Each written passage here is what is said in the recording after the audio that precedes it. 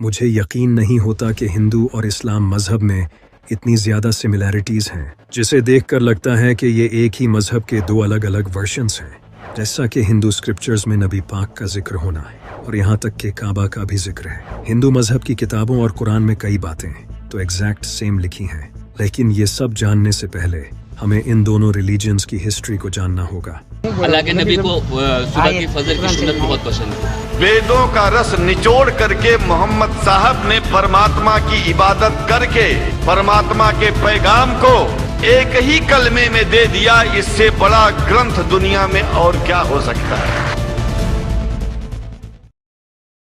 साल 610 BC जब नबी पाक सल्लल्लाहु अलैहि वसल्लम को नबूवत मिली और अल्लाह ने नबी पाक सल्लल्लाहु अलैहि वसल्लम के जरिए अपना पैगाम लोगों तक पहुंचाया, इस तरह इस्लाम मजहब शुरू हुआ। लेकिन अगर हिंदू मजहब की हिस्ट्री को देखा जाए तो इसका स्टार्टिंग पॉइंट किसी को नहीं पता कि ये मजहब कब बना और किसने बनाया। बहुत से स्कॉलर्स का मानना है कि हिंदू मजहब 5000 साल पुराना है, क्योंकि इंडस वैली सिविलाइजेशन में इस रिलीजन से जुड़े कुछ एविडेंस मिले हैं। इंडस वैली आज के टाइम में पाकिस्तान के पंजाब प्रोविंस में मौजूद है। हिंदू अपने मजहब को सनातन धर्म बोलते हैं, यानी कि ऐसा धर्म जो हमेशा से था, लेकिन सही तौर पर हिंदू मजहब को इसके वैदिक पीरियड के बाद ही रिकॉग्नाइज किया जाता है, जब 1500 से 2000 BC में हिंदू मजहब के वेदों को लिखा गया था। जिस तरह इस्लाम में हमारे पास कुरान है, इसी तरह हिंदू मजहब में वेद होते हैं। इसके अलावा हिंदू लफ्ज के पीछे भी बड़ी इंटरेस्टिंग स्टोरी है। ये जो हिंदू लफ्ज है, इसका आज के हिंदू मजहब से पहले कोई ताल्लुक नहीं था। हिंदू लफ्ज सिंधु नदी के पास रहने वाले लोगों को कहा जाता था। सिंधु नदी इंडिया और पाकिस्तान में बहती है और हिंदू लफ्ज भी इस रिवर के पास रहने वाले लोगों को कहा जाता था। इसका आज के हिंदू मजहब से पहले कोई ताल्लुक नहीं था, लेकिन फिर कई फेमस हिंदू पोर्ट्स ने इस लफ्ज को मजहब से जोड़ा और इसी तरह से हिंदू लफ्ज को आज के हिंदू मजहब से जोड़ दिया गया। इसी तरह इस्लाम लफ्ज एक अरबिक वर्ड है जिसका मतलब है खुद को अल्लाह के हवाले करके सुकून पा लेना। हिंदू मजहब इस्लाम की तरह ऑर्गेनाइज मजहब नहीं है। जिस तरह पूरा इस्लाम कुरान और हदीस पर टिका है, इस तरह हिंदू मजहब बिल्कुल नहीं है। हिंदू मजहब के बिलीफ्स ट्रेडिशनल, रीजनल और कास्ट बेसिस पर डिफरेंट होते हैं। वेद, भगवद गीता, उपनिषद, पुराण ये हिंदू मजहब की ऑथेंटिक किताबें हैं जिससे हिंदू मजहब को समझा जाता है। लेकिन वेदों को हिंदू मजहब में सबसे ऑथेंटिक सोर्स माना जाता है, जिस तरह हमारे इस्लाम में कुरान और हदीस की किताबें हैं। हिंदू मजहब के वेद, उपनिषद और पुराण आज से हजारों साल पहले कई इंटेलिजेंट लोगों ने लिखे थे। उस वक्त लोग एक साथ बैठकर एक दूसरे के साथ नॉलेज शेयर करते थे और इसी नॉलेज को इन किताबों में लिखा गया है। इन टेक्स्ट्स के अलावा भी हिंदू मजहब में महाभारत और रामायण जैसी कहानियां हैं। इस्लाम की तरह हिंदू मजहब में भी फिरके बने हुए हैं। नबियों का कॉन्सेप्ट भी इस्लाम और हिंदू मजहब दोनों में है। इस्लाम में जैसा कि हम जानते हैं कि अल्लाह ने 1,24,000 नबियों को भेजा था और मेरे नबी पाक सल्लल्लाहु अलैहि वसल्लम अल्लाह के आखिरी नबी हैं। इनके बाद कोई नबी नहीं आएगा। इसी तरह हिंदू मजहब में अवतार को माना जाता है। हिंदू मानते हैं कि जब धर्म मुश्किल में होता है तो भगवान खुद से इंसान की शक्ल में धर्म को बचाने आते हैं, जिसे वो अवतार कहते हैं। अवतार का मेंशन हमें किसी भी वेद में नहीं मिलता है सिवाय गीता और पुराण के। लेकिन इस्लाम में नबी तो अल्लाह के बंदे होते हैं, न कि अल्लाह खुद से इंसान की शक्ल में आता है। लेकिन कई स्कॉलर्स का मानना है कि ये अवतार लफ्ज इन दो लफ्जों से मिलकर बना है, जिसका मतलब होता है नीचे भेजा गया। तो स्कॉलर्स का मानना है कि अवतार इन लोगों को कहा जाता है जिनका खुदा से खास ताल्लुक होता है। ऐसे लोगों का जिक्र हमें चारों वेदों में भी मिलता है और वेदों को तो हिंदू मजहब की सबसे ऑथेंटिक किताब माना जाता है। तो हो सकता है कि अवतार असलियत में नबी ही हों। लेकिन अगर मैं आपको कहूँ कि नबी पाक सल्लल्लाहु अलैहि वसल्लम का जिक्र हिंदू किताबों में है तो आप इस बात पर बिल्कुल यकीन नहीं करोगे। भविष्य पुराण में ये लिखा है कि एक मोहम्मद नाम का उस्ताद अपने साथियों के साथ अरब में आएगा। यहाँ साफ तौर पर नबी पाक सल्लल्लाहु अलैहि वसल्लम का नाम मोहम्मद लिया गया है और ये भी लिखा है कि वो अरब में आएगा और यहाँ नबी पाक के साथी यानी सहाबा कराम का भी जिक्र है और यहाँ ये भी लिखा है कि वो पूरी इंसानियत में सबसे बेहतर होगा। इसी तरह अथर्व वेद में भी लिखा है कि वो नरशंसा होगा, वो कौरामा होगा, जो कि 60,000 दुश्मनों में भी महफूज रहेगा। यहाँ बताया गया है कि वो नरशंसा होगा। नरशंसा का मतलब होता है तारीफ करने वाला और कौरामा का मतलब होता है पीस फैलाने वाला। और आप ये तो अच्छे से जानते हैं कि अल्लाह ने नबी पाक को पूरी दुनिया के लिए रहमत बनाकर भेजा था, लेकिन कौरामा का एक और मतलब होता है एमिग्रेंट्स और नबी पाक भी मक्का छोड़कर मदीना चले गए थे, क्योंकि उस वक्त मक्का के लोग आपके दुश्मन बन चुके थे। इसके अलावा अथर्ववेद में भी लिखा है कि वो ऊंट पर सवारी करेगा जिसका रथ आसमान को छुएगा। आपको ये भी अच्छे से पता होगा कि नबी पाक सल्लल्लाहु अलैहि वसल्लम ने अपनी जिंदगी में कितनी बार ऊंट पर सफर किया है। इसके अलावा अथर्ववेद में भी लिखा है, जब वो लोग जंग के मैदान में तारीफें सुनेंगे तो उनकी हिम्मत बढ़ जाएगी और वो 10,000 दुश्मनों से लड़े बगैर जीत जाएंगे और कारू के खिलाफ लड़ेंगे। यहाँ लिखा है कि जब वो जंग के मैदान में तारीफें सुनेंगे तो उनकी हिम्मत बढ़ जाएगी। यही अल्लाह कुरान में फरमाता है। और जब मोमिनों ने काफिरों के लश्कर को देखा तो कहने लगे, ये वही है जिसका खुदा और उसके पैगंबर ने हमसे वादा किया था, और खुदा और उसके पैगंबर ने सच कहा था, और इससे उनका ईमान और इताअत और ज्यादा हो गई।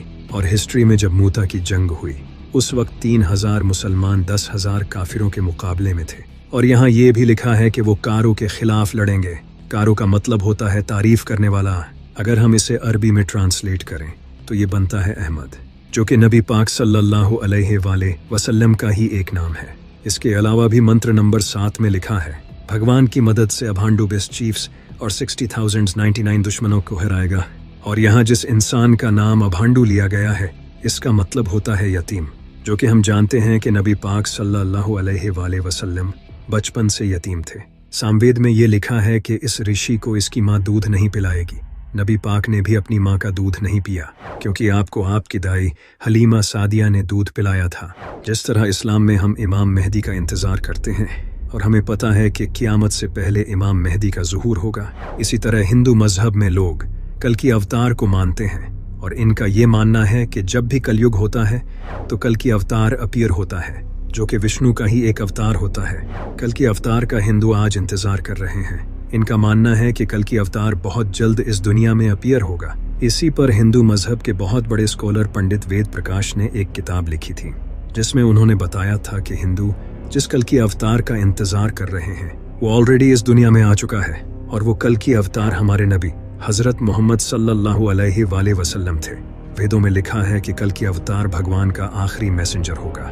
नबी पाक सल्लल्लाहु अलैहि वसल्लम भी अल्लाह के आखिरी नबी हैं। इस अवतार के बाप का नाम विष्णु भगत होगा और इसकी माँ का नाम सोमनिब होगा।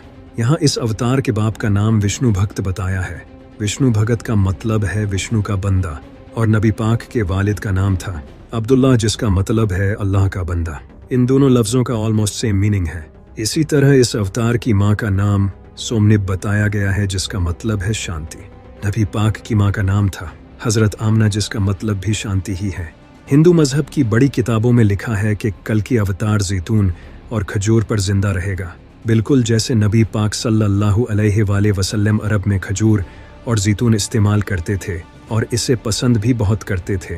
वेद में लिखा है कि कल की अवतार अपनी ज़मीन के रिस्पेक्टेड खानदान में पैदा होगा।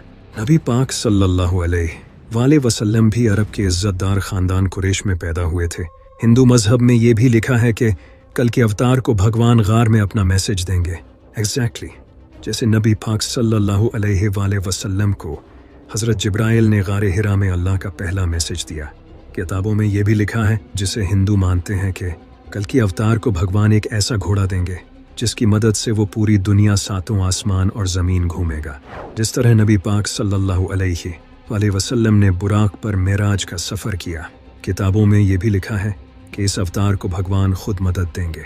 एग्जैक्टली जिस तरह अल्लाह ने नबी पाक सल्लल्लाहु अलैहि वसल्लम की बदर की जंग में मदद की। हिंदू मजहब की किताबों में लिखा है कि कल की अवतार घोड़ा और तीर चलाने में माहिर होगा, जैसे नबी पाक सल्लल्लाहु अलैहि वसल्लम थे। जिस पर पंडित वेद प्रकाश का कहना है कि आज के दौर में तो कोई घोड़ों और तीरों का यूज़ नहीं करता, ये दौर तो कब का जा चुका है। अब तो मिसाइल्स, बॉम्ब्स और टैंक्स से जंगें लड़ी जाती हैं, तो इसीलिए हिंदू का इस अवतार का इंतज़ार करने का कोई पॉइंट नहीं है। ये अवतार नबी पाक सल्लल्लाहु अलैहि वसल्लम ही थे, जो कि आज से 1400 साल पहले जा चुके हैं। आप देख सकते हो नबी पाक का जिक्र हिंदू मजहब में भी है, और इसके अलावा दुनिया के कई रिलीजियंस में नबी पाक सल्लल्लाहु अलैहि वसल्लम का जिक्र है। हिंदू और इस्लाम मजहब में और भी सिमिलैरिटीज़ हैं। जिस तरह हम जन्नत और दोज़ख पर ईमान रखते हैं, हिंदू मजहब में स्वर्ग और नर्क हैं। हम ईद पर जानवर कुर्बान करते हैं, हिंदू भी जानवर कुर्बान करते हैं। हम ज़कात देते हैं और हिंदू दान करते हैं। हम रोज़ा रखते हैं, हिंदू व्रत रखते हैं, हम हज करने मक्का जाते हैं, लेकिन क्या आपको पता है कि मक्का का जिक्र भी हिंदू स्क्रिप्चर्स में है? आपने बिल्कुल सही सुना। हरिहरेश्वर महात्म्य में एक मंत्र है। इस मंत्र में लिखा है कि मक्का में विष्णु के पांव के फुटप्रिंट्स हैं। यहाँ विष्णु से मुराद खुदा है, क्योंकि विष्णु का मतलब होता है सबको संभालने वाला, जो कि अल्लाह के एक और नाम इल्मुकीतु का भी यही मतलब है। और हम मुसलमान भी काबा, जो कि मक्का में सिचुएटेड है, उसे अल्लाह का घर मानते हैं।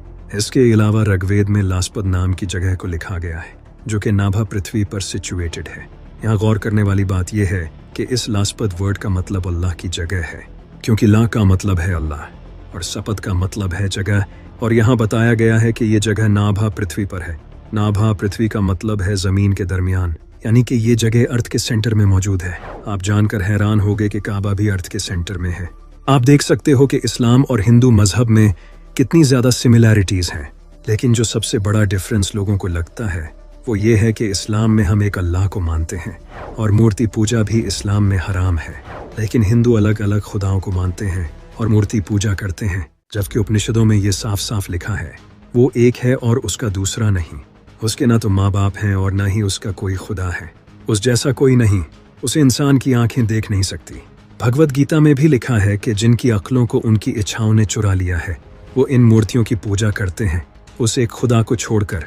इसी तरह यजुर्वेद में भी लिखा है उसकी कोई तस्वीर नहीं, उसे किसी ने पैदा नहीं किया और वो इबादत के लायक है, उसका कोई जिस्म नहीं, वो पाक है। वो अंधेरे में गहरे डूब जाते हैं जो संभूति यानी तख्लीक की इबादत करते हैं। इतना ही नहीं, ऋग्वेद में भी लिखा है पादरी एक खुदा को कई नामों से पुकारते हैं। उसकी इबादत करो जिस जैसा कोई नहीं, जो अकेला है, सिर्फ एक खुदा है, दूसरा नहीं, हरगिज नहीं, हरगिज नहीं, कम से कम नहीं। उसके सिवा किसी की इबादत न करो, सिर्फ उसी की इबादत करो। अथर्ववेद में भी लिखा है खुदा सबसे अजीम है। ये सारी बातें कुरान में एग्जैक्टली सेम टू सेम लिखी हैं। हिंदू मानते हैं कि पूरे यूनिवर्स को ब्रह्मा ने बनाया है। ब्रह्मा का मतलब होता है क्रिएटर, जिससे आप अल्लाह भी कह सकते हो। शंकराचार्य जी, जो हिंदू मजहब के सबसे बड़े स्कॉलर थे, उन्होंने कहा था कि ब्रह्मा ही सच है। वो भी एक ही खुदा में मानते थे, यानी कि खुदा एक है और वही सच है। लेकिन अगर हिंदू मजहब में एक खुदा का मानने का कहा गया है, तो फिर क्यों लोग मूर्तियों की पूजा करते हैं? इस्लाम 1400 साल पुराना मजहब है, और जैसा कि आप जानते हो कि इस्लाम में अल्लाह के अलावा किसी और की इबादत करना सख्त गुनाह है। फिर भी आज आप देख सकते हो कि कितने मुसलमान शिरक करते हैं। हिंदू मजहब 5000 साल पुराना है, तो वहाँ ऐसा होना तो कोई खास बात नहीं है। गौतम बुद्ध खुद सारी जिंदगी लोगों को बुतों की पूजा करने से रोकते रहे, लेकिन इनके मरने के बाद लोगों ने इनकी ही पूजा करना शुरू कर दिया। हज़रत मूसा अलैहिस्सलाम ने जब लोगों को समंदर पार करवाया, तो समंदर पार करते ही एक इंसान ने हज़रत मूसा अलैहिस्सलाम को ये कह दिया कि आप हमें अपने रब की कोई मूर्ति बना दे ताकि हम इसकी पूजा कर सकें। हज़रत ईसा अलैहिस्सलाम ने लोगों को अल्लाह की इबादत करने की तालीम दी और लोगों ने उन्हें ही खुदा बना दिया। जिस तरह इस्लाम में अल्लाह के 99 नाम हैं, इसी तरह हिंदू मजहब में एक ही खुदा के अलग अलग अवतार हैं। जिस तरह अल्लाह का हर नाम इसकी नई खूबी बयान करता है, इसी तरह जिसको अच्छाई पसंद है वो शिव को मानता है, जिससे प्यार पसंद है वो कृष्णा को मानता है। यानी कि ये सारे उस एक ही खुदा की अलग अलग खूबी को रिप्रेजेंट करते हैं, और वो खुदा सिर्फ एक है, जो कि हमने देखा कि वेदों में बार बार कहा गया है। जिस तरह अल्लाह को कोई रहमान के नाम से याद करता है तो कोई मालिक के नाम से, लेकिन याद तो उस एक ही को किया जा रहा है। लेकिन अब प्रॉब्लम यह है कि हिंदुओं ने उस एक खुदा को छोड़कर इन मूर्तियों को पकड़ लिया है, जो कि इंसान ने खुद बनाई है, और वो खुद की बनाई हुई चीज़ के प्यार में पड़ गया है, और यही शिरक है। इन मूर्तियों को छोड़ो और उस एक को पकड़ो। वही तो राम है, शिव है, कृष्णा है, वही मेरा अल्लाह है, वही इस यूनिवर्स का सच है, जिसे हिंदू मजहब में सत्य कहते हैं। इसी तरह हिंदू मजहब में महाभारत और रामायण जैसी कहानियां हैं, जिनसे इंसान को बहुत कुछ सीखने को मिलता है, लेकिन ये सिर्फ माइथोलॉजिकल कहानियां हैं। ऐसा हिस्ट्री में सच में नहीं हुआ था। ये कहानियां लोगों ने लिखी हैं इंसान को सबक देने के लिए। जिस तरह हमारे इस्लाम में भी मौलवी कई पीरों की कहानियां सुनाते हैं जिनका कोई ऑथेंटिक सोर्स नहीं। इसके अलावा हिंदू मजहब तो बाकी मजहबों को भी सच मानता है। इसका मानना है कि रास्ते अलग अलग हो सकते हैं, लेकिन सबकी मंजिल एक है। हिंदू मजहब में कहीं भी ये नहीं लिखा कि दूसरे मजहब झूठे हैं। इसी वजह से महात्मा गांधी जैसे लोगों ने भी इस्लाम की काफ़ी बार तारीफ की है। यहाँ तक कि कई हिंदू तो मेरे इमाम हुसैन से भी मोहब्बत करते हैं और इनका मातम भी करते हैं, जिन्हें हुसैनी ब्राह्मण कहा जाता है। मैं बस इतना ही कहना चाहूँगा, जिस मजहब पर हम एक दूसरे से लड़ते हैं वो असलियत में तो एक ही खुदा को मानते हैं। इसीलिए हमें मूर्ति पूजा से हटकर उस एक खुदा की इबादत करनी चाहिए जिसका जिक्र कुरान और वेद दोनों में है।